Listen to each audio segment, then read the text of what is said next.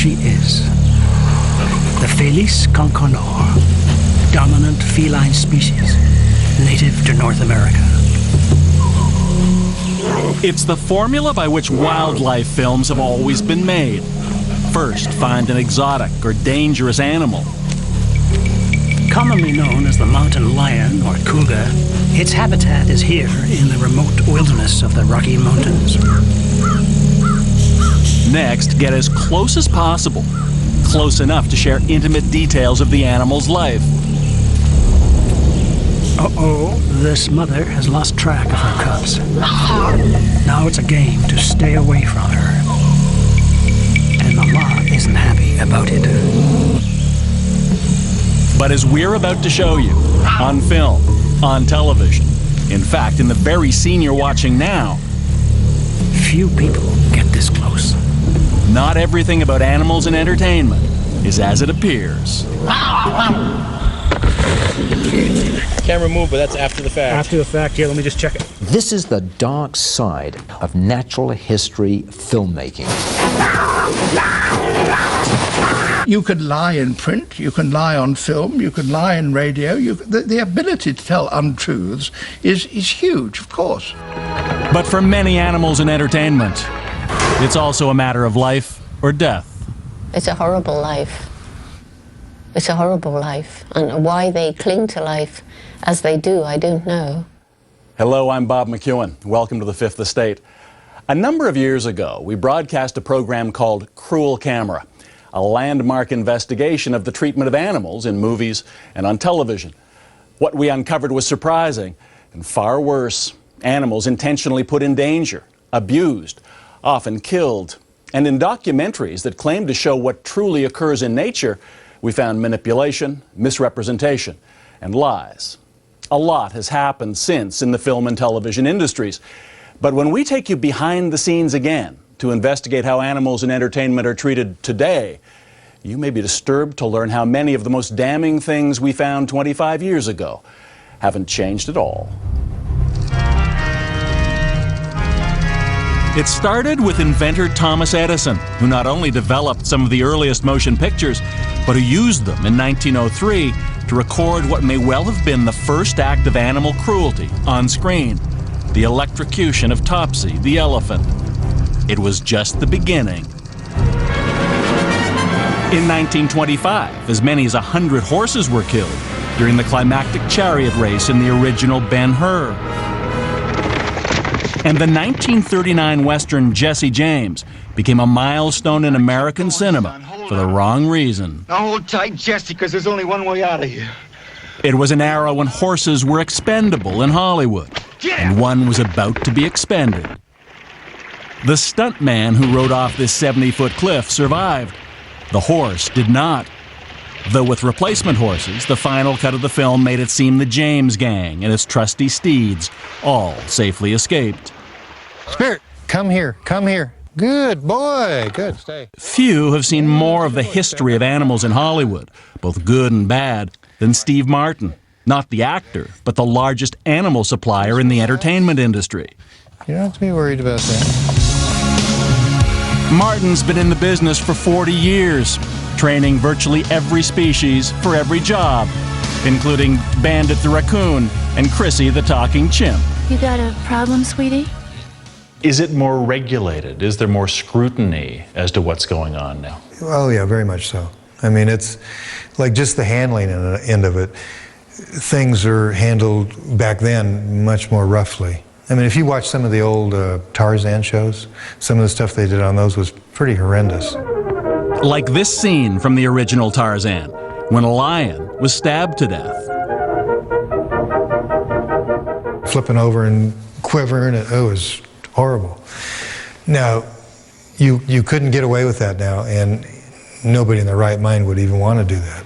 Yeah, it's all right. Today, at his ranch outside Los Angeles, Martin trains over 100 exotic animals. They like to rub and you scratch them. Oh, does that feel good, huh?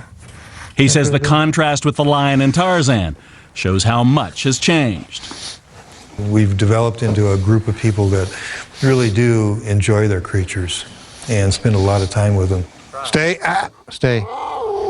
As you'll see later, Steve Martin is a controversial figure. Good, stay. But it was back in the early 80s when we did our first cruel camera investigation. Days still considered the dark ages for animal abuse in Hollywood. Exhibit A then was the Western Heaven's Gate, a legendary box office flop. It would also be notorious for something else. At least 4 horses were killed during Heaven's Gate, including one dynamited to death. The producers claimed it was an accident. But watch this slow motion shot. The actor whose horse was dynamited from underneath him, highlighted here, was none other than Canadian rock legend Ronnie Hawkins. Was it an accident? Who knows? You know, I mean, I don't know who pushes the buttons, but I was blown up. I know that. We led an outcry, boycotted the film, and many actors in the Screen Actors Guild joined with American Humane. Karen Rosa is with the American Humane Association, which is separate from the Humane Society. Rosa says public outrage over Heaven's Gate led to dramatic improvement in animal welfare and entertainment. In the past 25 years, we've come light years in our understanding of animal science, animal behavior, humane training techniques. I think that the bar has really been raised. According to American Humane, in the past year alone, its monitors were on the sets of an estimated 1,000 productions. Rosa sees their role as creative collaborators, not the animal police. So we're able to advise. Rather than just saying no, we're able to say, you can't do it that way. Here's how you might be able to do it. If producers don't follow that advice and there's evidence of animal abuse, American Humane can withhold their signature seal of approval, the one that says no animals were harmed. Even worse, it can give a movie an unacceptable rating, which could hurt it at the box office. But the fact is that only happens to a tiny fraction of all the productions that are monitored. American Humane insists that's evidence their collaborative relationship with producers works, but not everyone is so sure. Welcome to Wyoming. Some in Hollywood believe American Humane and the industry are too close, and that the movie Flicka, produced in 2005 by 20th Century Fox, reveals the problem. Flicka is a remake of a 1940s family drama about a girl and her horse, featuring country music superstar Tim McGraw. The film's big scene comes at a rodeo, in a race where cowboys supposedly chase wild horses and try to mount them. In fact, the horses were tame, but the ensuing chaos was all too real. Those horses on this particular set with Flicka were panicked and frightened and literally trying to run for what they instinctively feel is running for their life. Roland Vincent is an experienced horseman who was an extra on the Flicka set. He had a prime seat in the rodeo grandstand when the horses began stampeding out of control. The horses broke loose from their handlers, and then they started running in this herd mentality around the arena. And in doing so, the horses were crashing into each other, and one of them got kicked in the head and stepped on its lead and went down in an agonizing death. Laid there trembling and convulsing for a couple of minutes before it died. 20th Century Fox has not released the film of the death, but all the action involving horses had to be approved beforehand by animal monitors. American Humane's film and TV director Karen Rosa says every safety precaution was taken. It did need to be staged, and there need to be protections in place. So there were 12 professional cowboys, and there were the domestic rodeo horses. There were pickup riders. We had 4 reps on set that day because it was a circular arena. But if you've got even 4 domesticated horses, isn't there the obvious danger that one or more of them will race out of control, which is exactly what happened here? That's why we had the pickup riders in the ring, and we thought that there was enough control in place. I think for those who are blanketly opposed to rodeo in all its forms and opposed to animals in entertainment, no protection, no guideline will ever be enough. Afterwards, an American humane investigation concluded it was all a tragic accident. That's not how extra and horseman Roland Vincent saw it. They said it was an unpredictable accident, that it couldn't have been foreseen, that it couldn't have been prevented. Well, it could be prevented by not doing it. And as for not being foreseen, it's like saying you don't believe there's going to be an automobile wreck in a demolition derby. I mean, what kind of lunatic doesn't see that kind of risk? Look what I got for you. But of hundreds of cast and crew on the set of Flicka, only Roland Vincent, who's also an attorney, spoke out. He says 20th Century Fox offered him money not to talk, but he refused. In Hollywood, a place so dependent on show business, the use of animals in entertainment is a sensitive subject. Coincidentally, Los Angeles also happens to be the first city in the U.S. with a prosecutor who handles only animal protection cases. But when Bob Ferber began to investigate Flicka, he says American Humane refused to cooperate, citing confidentiality. We in law enforcement hear about this movie and this scenario, and we want the evidence. AHA is, wait a minute, we have this relationship. If we turn the evidence over to you, it jeopardizes our relationship. We may not ever be allowed on a movie set again. L.A. animal protection officials eventually ruled that though neglectful, the fatal rodeo scene was still in keeping with past movie industry practices. Prosecutor Ferber maintains the case should be a wake-up call for American Humane. I think they're a valuable part of animal welfare, but when there's a clear case of neglect, and to me, allowing a horse running loose with a halter is absolute criminal neglect. The message was clear. We had gotten people scared about that. You need to be more careful about this, and we won't tolerate this a second time. But despite all the controversy, American Humane did not give Flicka an unacceptable rating. I think it kind of clarifies the role that AHA has in overseeing film. I mean, I think they are so much a part of the landscape that they identify with the production companies and not with the animals they're supposed to be protecting. When we come back, what great wildlife documentary makers like Sir David Attenborough, Walt Disney, and Marlon Perkins all have in common. Can I give you an example of what they've said to us? No, I would like not to have this on the air, and I'd like to have you stop your camera right now, please.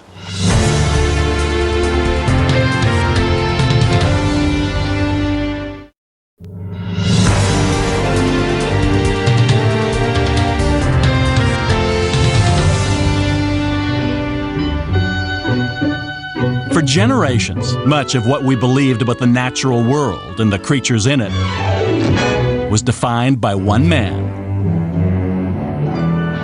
Almost single-handedly, Walt Disney created a market for wildlife films where none had existed before, with his so-called true-life adventures. The titles are movie history: the Oscar-winning Living Desert, Perry the Squirrel, and another Academy Award winner, the classic White Wilderness. There are many things about mountain climbing that these inexperienced youngsters have yet to learn. An intimate portrait of life in the Arctic with memorable scenes like this one, starring an adventuresome young polar bear. For when the long toboggan ride begins, there's no place to stop but the bottom. But for Disney, even true life often required movie magic. These snowy slopes were essentially a giant film set, constructed specifically to shoot this sequence. As you watch, remember, this bear cub was placed at the top of the set, then intentionally sent careening downhill, picking up speed, so his fall could be captured by Disney cameras.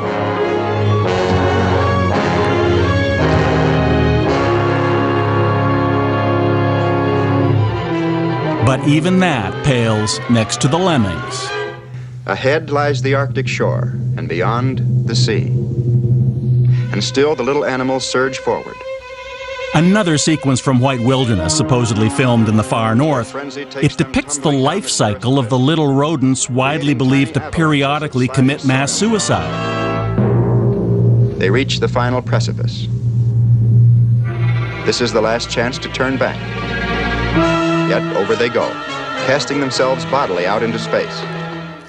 But when we did our first cruel camera investigation, we found a few inconsistencies in Walt Disney's version of the life of the lemming. First, those lemmings weren't filmed in the Arctic at all, but 2,000 kilometers south, near Calgary. But lemmings don't actually live in southern Alberta, so Disney paid kids in Churchill, Manitoba to collect hundreds of them, which were then flown to Calgary. Most importantly, lemmings don't commit mass suicide. Experts tell us that's a myth. It doesn't happen, though it apparently didn't discourage Disney's producers. We learned that just off camera there was a turntable, flinging the lemmings out and over the cliff. To this day, the Oscar-winning White Wilderness is still distributed by Disney, now available on DVD. If there was an heir apparent to Walt Disney in nature filmmaking, it was the silver-haired Marlin Perkins, host of Wild Kingdom, the most successful wildlife TV show in history. But we'll have to finish the job ourselves. Each week, Perkins and his sidekick Jim Fowler had a variety of adventures, combining animals with confrontation. Holding the net this way is going to be dangerous. But as we discovered, there was more to it than that. There he is. Take this sequence filmed in the Florida Everglades. According to the script, Perkins and Fowler were there to rescue a wild bear that was lost. In fact, it was a tame bear that was brought to the swamp and chased by airboats and cameras. Then he was lassoed and wrestled into submission. Jim and George get in. In our original broadcast, we raised the subject with Marlin Perkins. Under control. Virtually everyone to whom we've spoken, from Roy Disney, who headed the Walt Disney Nature Film Productions for 20 years on down, say, look, fakery, even fraud, sometimes cruelty, are everywhere in this business, and they said even with Wild Kingdom. Can I give you an example of what they've said to us? No, I would like not to have this on the air, and I'd like to have you stop your camera right now, please. 20 years after Marlin Perkins' death, Wild Kingdom is still on TV, on Animal Planet. In the 21st century digital universe, there are now more hours of nature and animal films available than ever before. The result is a burgeoning industry that helps filmmakers do what Walt Disney and Marlin Perkins did, with companies like Animals of Montana, which bills itself as a wildlife casting agency, whose talent roster includes everything from a grizzly bear to wolves and mountain lions, all trained, they promise, to perform to your script. You'll recall the scene we showed you at the beginning, the one with the mountain lion who'd lost her cubs, and the breathless narration. There she is, the Felis Concolor. I'm going to run toward you to try to get a look toward you. Troy Hyde of Animals of Montana helped us cast and choreograph that. Come on, Charlie. Come on. Anna, Lester. At $7,500 a day, the snow leopard was out of the question. But we could afford the mountain lions. There you go. Les, Annabelle. Here, Les. The mother searching for her cubs is a seasoned pro named Charlie. He's always going to run, right? He's not always. He's not going to prowl down. Like, I'd love to see him just kind of prowl down. We could do that, I think. Charlie! Come on, Charlie! Troy Hyde's animals are trained to perform a range of specialized behavior on command. Stalking, snarling, jumping. You got that? Want a couple more? But we're not the only ones to have this particular sequence orchestrated for them. Here's an identical shot from a film called Lion of the Americas, seen on Discovery.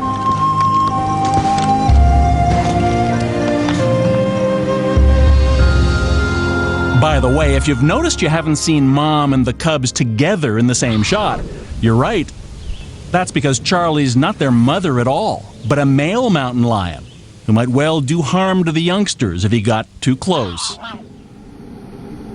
According to Animals of Montana, their customers include National Geographic, IMAX, even the gold standard for wildlife programming, the BBC Natural History Unit. Not on that list is the most respected name in all of wildlife film, Sir David Attenborough, who's produced and presented natural history documentaries for decades. I've never in my life made a documentary in which we've gone to a tame animal or an animal trainer and say, please will you train an animal to do this? Yeah. Never. But Sir David acknowledges the pressures on filmmakers to get the sensational shot. You could lie in print, you can lie on film, you can lie in radio. The ability to tell untruths is huge, of course. But reputable natural history filmmakers do not lie. They tell the truth, but telling the truth is a simplification. It's often very difficult to tell the truth, but that's what we try to do. But it's hardly difficult to find cases of the truth being stretched, or worse. Just a few of the examples we've uncovered. The striped hyena on a sunlit beach in the acclaimed British series Survival. In fact, hyenas are nocturnal and rarely go out in the sun. And in any event, this one was a captive animal, provided by a trainer. The cougar apparently attacking a man in an episode called Dangerous Encounters on PBS's Wild America. In reality, the cougar was tame, the man its owner. The bird with a broken wing, pursued by hungry crabs, then apparently devoured in the Oscar-nominated Winged Migration. But that ravenous mob isn't eating the bird at all. They're actually swarming over a dead fish. This is one of the few places in the whole of the US where horses still roam wild. And then there's British survival specialist Bear Grylls, whose show on Discovery is one of the most watched cable series in the US. Here he's supposedly trying to break a wild Mustang. In truth, the scene was choreographed. It's really a domesticated horse, which came by trailer from a nearby ranch. Watch this. When you freeze the tape, you can see its horseshoe reflecting the sun.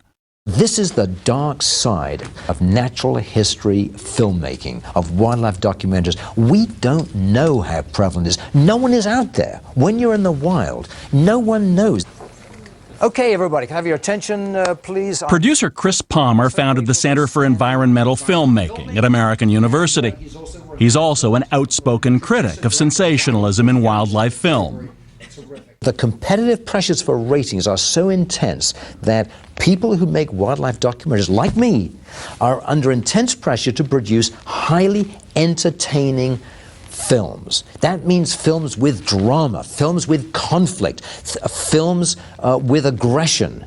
And sometimes it means films with sex, films with predation. And how do you get that? How do you achieve that? So as a producer of wildlife films, how do you feel that pressure? And how do you respond to it? You feel the pressure because you won't get a job. You won't earn money to pay the mortgage and pay for your kids to go to college unless you produce a film that has high ratings. How do you get high ratings? That means it's got to have lots of money shots, lots of drama. And unless you have that, you are not going to get asked to make another film. Palmer knows what he's talking about. One of his productions is the IMAX film Wolves, rich in close-up footage of a wolf pack. Incredible access to such an elusive species. But there's a reason for that.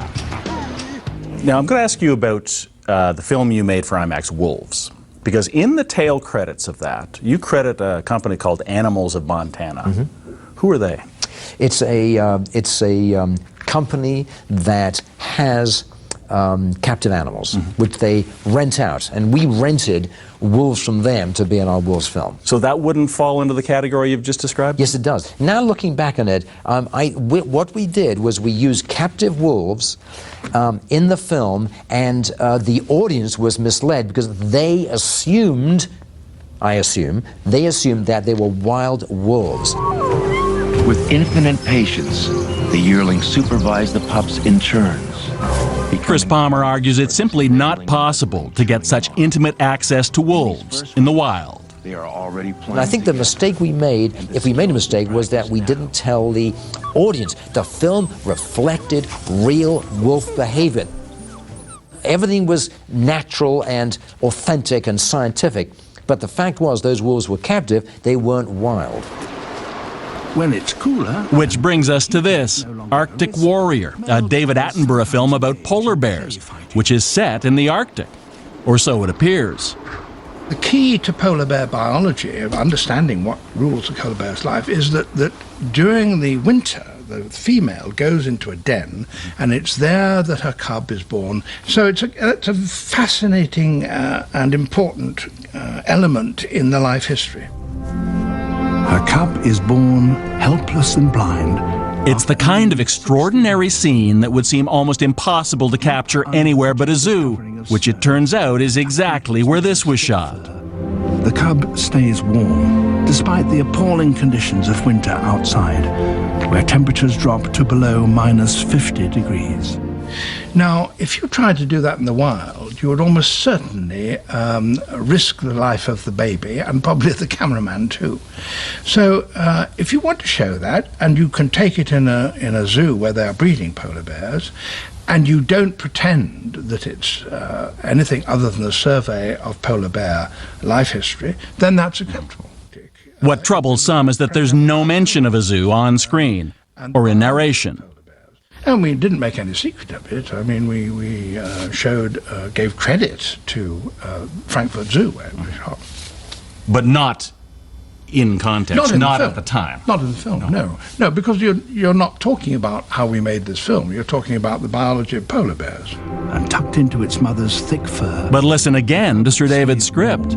Despite the appalling conditions of winter outside, where temperatures drop to below -50 degrees. It does seem to imply the birth is taking place in the Arctic, not a zoo. And do you believe that the viewers would have understood that that was a possibility at the time, or does it even matter? I don't think it's of any consequence. I suppose the inclusion of that, I still think it's justified, but that's about the closest that I've been worried about. So no hard feelings? When we return, what happens to many animal actors after the lights and the cameras are off? I got him. I got him. I got him. All right. 310. He's down.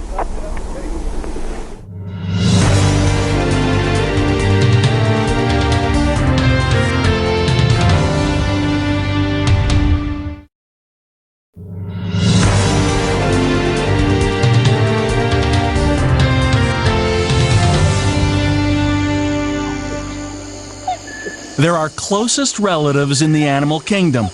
They share almost the same genetic structure. They have strong family ties.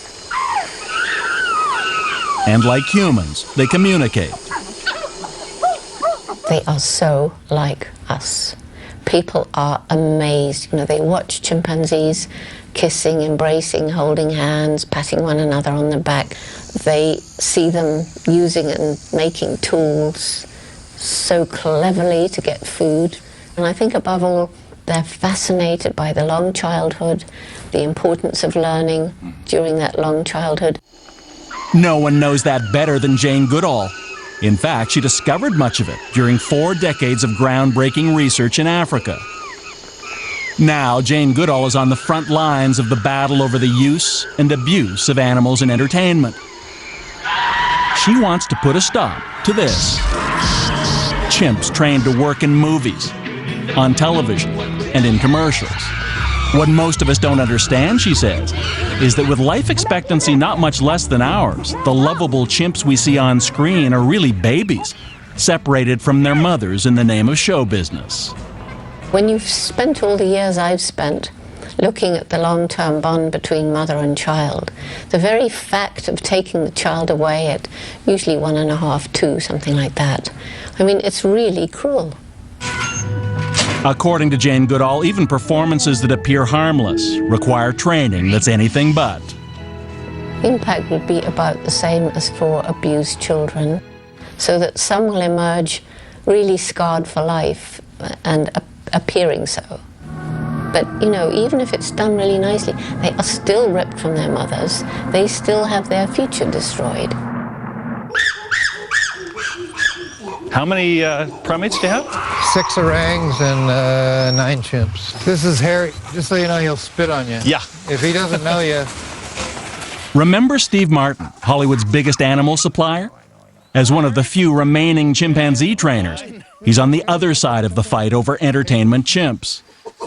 Jane Goodall said to us that even under the best of circumstances, that just the fact that you have taken what is essentially an infant, a baby, away from its mother is abuse of a kind. How would you respond to that? Well, for one thing, we don't take them away until they're over a year old. And you become... But they're still babies. They're babies, sure, they're babies. But you become the mother. And then they're with us all the time. And they're attached to us just like mom. Bongo. And Martin says, like kids, chimpanzees often need tough love. It's all right. It's just like with children. Some people believe in never having any discipline. And then some parents might think a swift smack on the butt might do this kid some good. So, I mean, who's to say who's right? Hold it up. Hold it. But look at the relationship between this trainer, Josh Weinstein, and his chimp named Tarzan. Okay, cut it for a second. Hold it. Hold it here. Stay.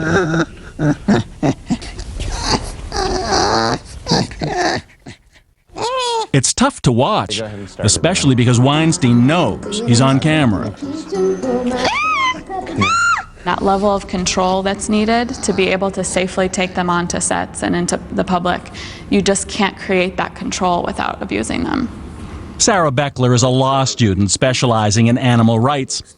Her undercover study of chimpanzee training would become a milestone in the field.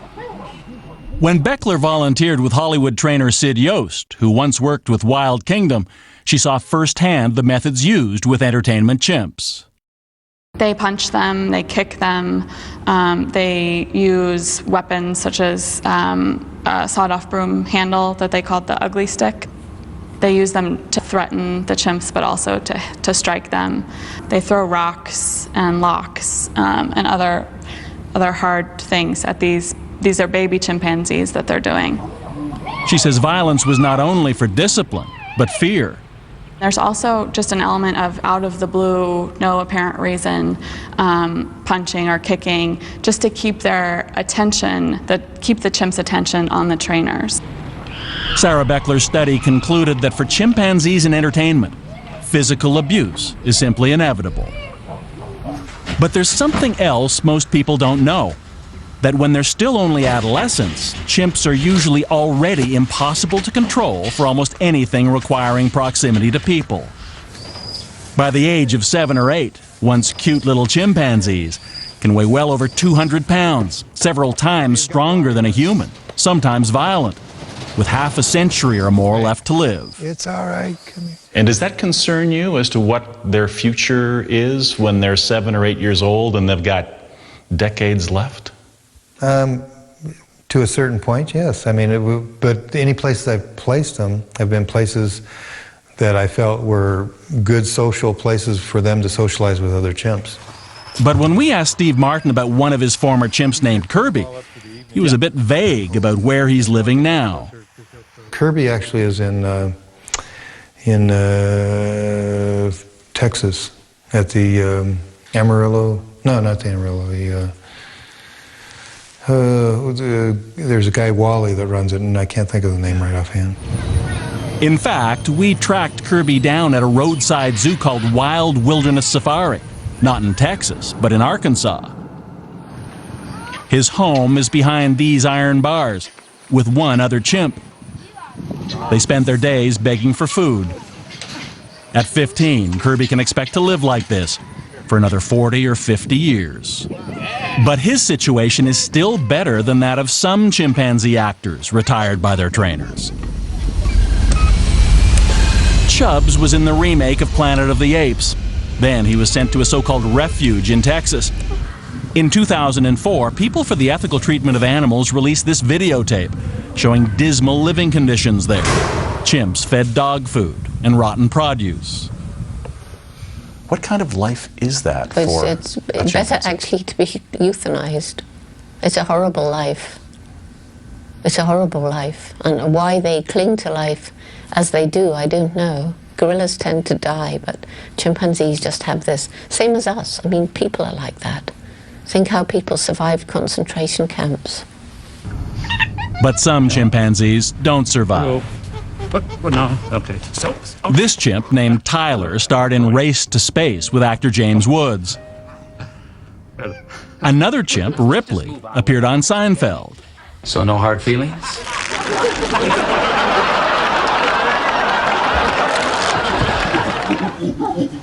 When Ripley and Tyler reached the age when they were too difficult to control, they were shipped to a roadside zoo in Nebraska, one previously cited a dozen times for keeping animals in unhealthy conditions. This is Tyler. You want a groom? Rippy. But when a keeper left one of the cages unlocked, Ripley and Tyler were among 4 chimpanzees that escaped. The Fifth Estate obtained this police video showing the chimps hunted down by zoo personnel in a golf cart.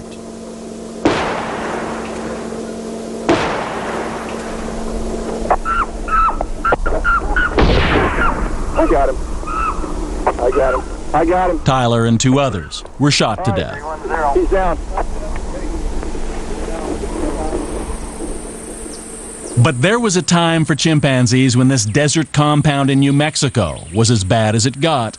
A research facility where older chimps were sent to be used in biomedical experiments. When the lab closed in 2002, primatologist Carol Noon raised millions of dollars to buy the property and the chimpanzees in it. So you would be sent in here for the research protocols. Yikes. If you were lucky, you'd have someone over there. Cellmates.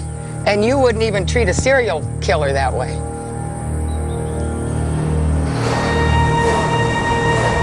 The chimps here often were left in isolation, sometimes for years. It was terribly dismal and depressing and horrible. It was the bottom of the barrel for these chimps. But today, the New Mexico compound has a new lease on life as a kind of halfway house for 157 chimpanzees that survived scientific experiments or show business. 2 of them once belonged to Steve Martin in Hollywood, Freddie, and his pal Chrissy, one of the talking chimps from Babe, Pig in the City. You know, that stuff about no yesterday and no tomorrow. All you got is this actual now and this... Eventually, all the remaining chimpanzees here will leave for Carol Noon's new Florida sanctuary. Well, we've moved almost half to Florida already. Wow.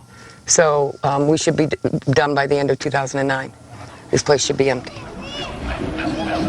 But the reality is that of the 2,000 or so captive chimpanzees in the U.S. and Canada, there's room only for a few hundred of them at sanctuaries like the Center for Great Apes, also in Florida, run by another chimp protector, Patty Reagan. She saved dozens of primates, including 29 chimps.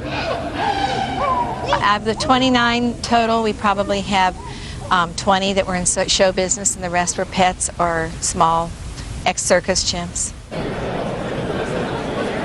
A case in point, one of the best-known chimpanzees of all, Michael Jackson's pet chimp Bubbles. He was the pop star's constant companion, but when he also became too big and too strong, Bubbles was banished from Neverland and disappeared. Jane Goodall told us where to find him. Patty Reagan has the original Bubbles. You know, there were all these rumors that Bubbles was stuffed, Bubbles was dead. He's so beautiful. He's a very, very beautiful chimp, Bubbles. Goodall believes Jackson's trainers used some harsh methods with Bubbles. Well, I know that he was hit because that was what Michael Jackson told me. Punched and flew across the floor. So, and that was from Michael Jackson. Not by Michael, by the way. I don't think he would do that.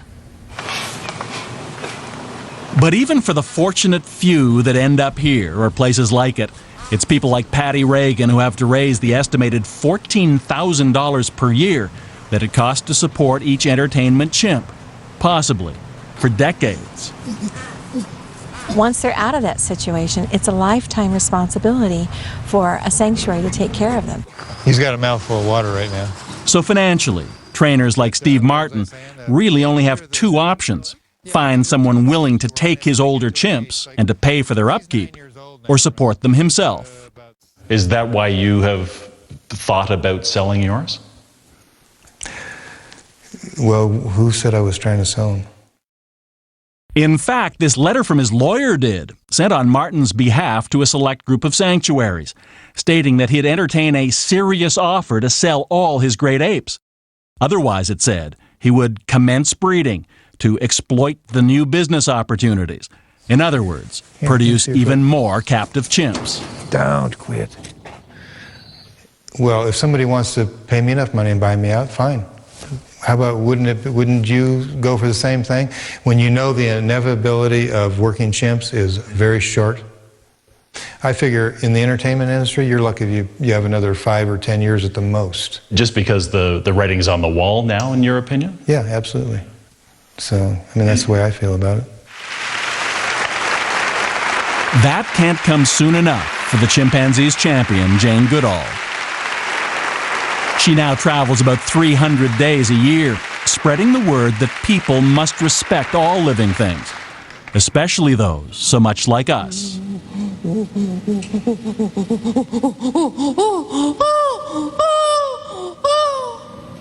Hello. I would say it's the public education that's absolutely key in all of this. You know, people don't go to circuses with chimps, they stop using chimps. If people won't watch movies with live chimps in them, then the movies won't be made. What would be the point? As for the chimps already raised by humans, their best hope may be here. Carol Noon's new Save the Chimp sanctuary, built outdoors, surrounded by water, not iron bars. A place where chimps can be chimps again, even after lives sacrificed for the sake of entertainment. It's a trivial use of an endangered species for the whole purpose of making people laugh a little harder. I just don't think that's a noble enough use. And everything about the system is wrong, from taking the babies from their mothers to having them end up wherever they end up. Usually they don't end up here.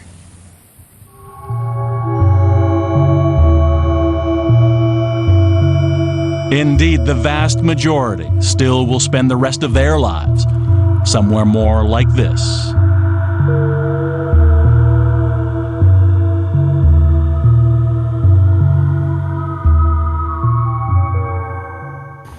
You can see this report and watch our original Cruel Camera broadcast in its entirety on our website. They're easy to find at cbc.ca/fifth. And for more on what's coming up on our program, stick around. We'll be right back.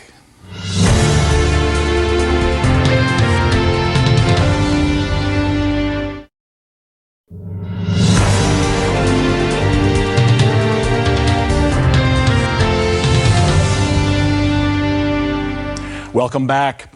Fifth Estate crews are always on the road, getting new programs ready for broadcast. Here's a look at a story that I'll have for you soon. They were a band of brothers in the traveling circus called Stampede Wrestling. They remind me of a Viking ship, a lot of tough, bearded Goliaths that you wouldn't want to mess with. All schooled by Calgary's legendary Stu Hart in the fine art of doling out and receiving pain. It might have been close to a religious experience for him. The graduates of Stampede Wrestling went on to become some of the biggest names in the wrestling world, until one by one they began to disappear. Police say Benoit murdered his wife. Sometimes they took with them those they loved the most. When I heard about Chris doing that to his wife and child, it just sent me back there. You know, I was in that spot once. What's killing Canada's great wrestlers? Coming soon on the Fifth Estate. And that's our program for tonight. I'm Bob McEwen. For everyone here at the Fifth Estate, thank you for watching. We'll see you soon.